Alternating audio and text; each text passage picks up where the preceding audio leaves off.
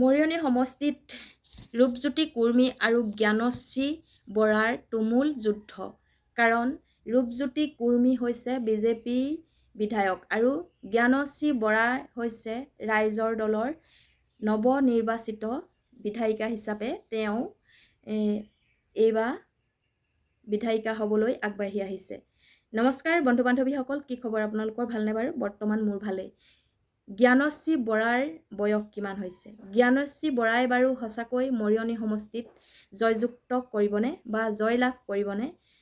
ৰূপজ্যোতি কুৰ্মী ডাঙৰীয়াই 20 বছৰ 25 বছৰ কাল আচলতে বিধায়ক হৈ কটালে। তেওঁ কংগ্ৰেছৰ বিধায়ক হোৱাৰ পাছত পুনৰ কংগ্ৰেছৰ বিধায়ক হৈ জয়যুক্ত হৈ বিজেপিত জইন কৰি পুনৰ বিজেপিৰ বিধায়ক হিচাপে তেওঁ কৰ্মৰত অৱস্থাত আছিল এতিয়ালৈকে, এই এমাহৰ আগলৈকে।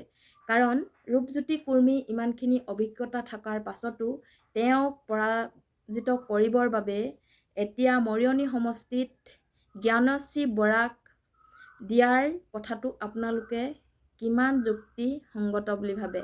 মৰিয়নি সমষ্টিটোৰ কিমান উন্নতি হ'ল ৰূপজ্যোতি কুৰ্মীৰ পৰা? সকলোবোৰ কথা আচলতে সংবাদ মাধ্যমত আপোনালোকে শুনিয়ে আছে। তথাপিতো কিছুমান কথাৰ ৰাইজে আভুৱা ৰাখি এতিয়া ৰূপজ্যোতি কুৰ্মীক বাদ দি জ্ঞানশ্ৰী বৰাক আঁকোৱালি ল'ব নেকি বাৰু?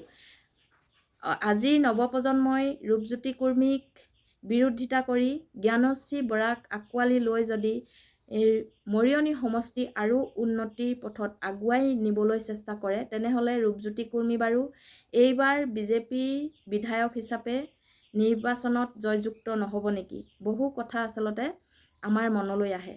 হয়, একেবিধ সামগ্ৰী বা একেবিধ বস্তু আমি ব্যৱহাৰ কৰি কৰি আমনি লগাৰ পাছত ৰাইজে কিছুমান নতুনত্ব বিচাৰে। সেই গতিকে হয়তো মৰিয়নি সমষ্টিত জ্ঞানশ্ৰী বৰাই বিপুল ভোটত জয়যুক্ত কৰিব বুলি আমি আশা ৰাখিছোঁ। কাৰণ সংবাদ মাধ্যমত প্ৰকাশ পোৱা মতে ৰূপজ্যোতি কুৰ্মী এইবাৰ বিজেপিৰ বিধায়ক হিচাপে 100% তেওঁ বিজয়ী নহয়। কাৰণ এইবাৰ বিজয়ী ঘোষণা হ'ব জ্ঞানশ্ৰী বৰা। সেই গতিকে মই আপোনালোকৰ আগত এই ভিডিঅ'টো আগবঢ়ালোঁ। আপোনালোকৰ মতামতসমূহ জনাবচোন। ৰূপজ্যোতি কুৰ্মী